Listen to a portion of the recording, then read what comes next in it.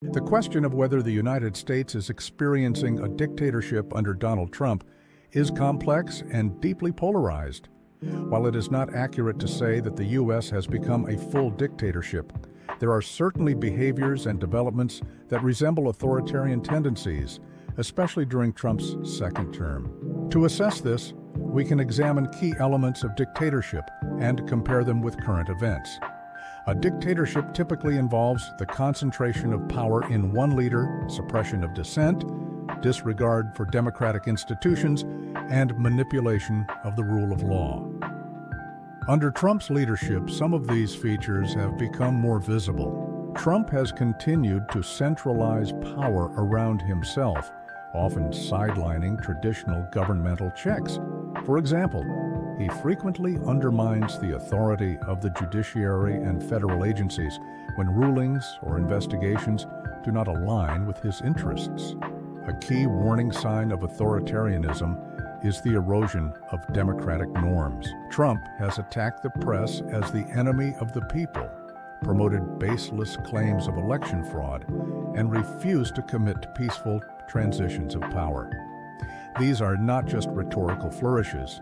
They damage public trust in institutions and normalize contempt for democratic processes. His purging of government officials who are not personally loyal and replacing them with loyalists mirrors behavior seen in autocratic regimes. The use of law enforcement and military for political purposes is another troubling indicator. In recent years, Trump has deployed federal forces against protesters, often in ways seen as excessive or provocative.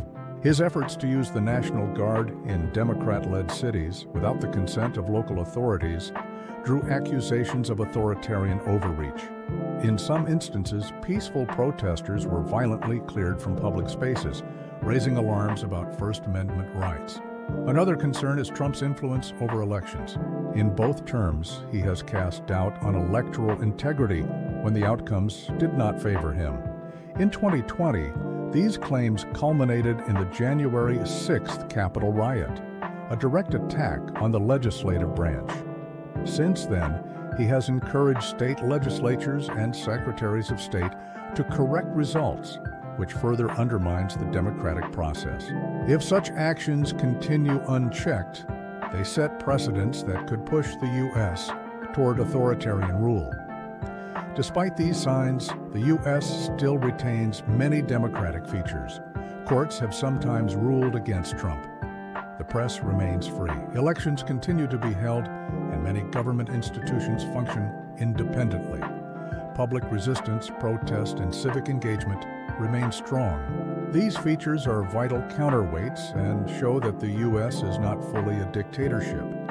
In summary, while the United States under Donald Trump is not a dictatorship in the classic sense, elements of authoritarianism have become more pronounced.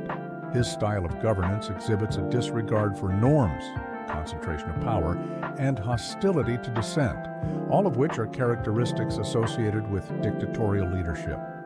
Whether these trends deepen or are reversed will depend on institutions, public resistance, and future electoral outcomes.